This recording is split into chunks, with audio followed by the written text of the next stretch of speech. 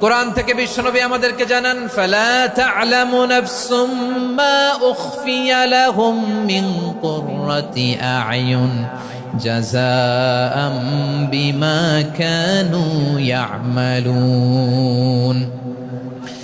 মানুষের কর্মের প্রতিফল হিসেবে কত চমৎকার জান্নাত রব্বুল আলামিন নাজ নেয়ামত দিয়ে পরিপূর্ণ করে আমাদের জন্য প্রস্তুত করে রেখেছেন। পৃথিবীর কোনো মানুষ সেটা জানে না। পড়েন সুবহানাল্লাহ।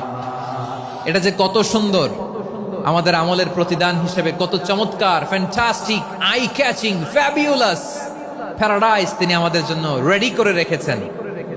এটা কেউ জানেই না, কল্পনাতেও আনতে পারে না। সুবহানাল্লাহ পড়েন। আবার হাদিসে কুদসিতে বিশ্বনবী ফরমান, রব্বুল আলামিন বলেন, আ'দাদতু লিইবাদিয়াস সালিহিন মা লা আইনুন রাআত ওয়ালা উযুনুন সামিআত ওয়ালা খাতার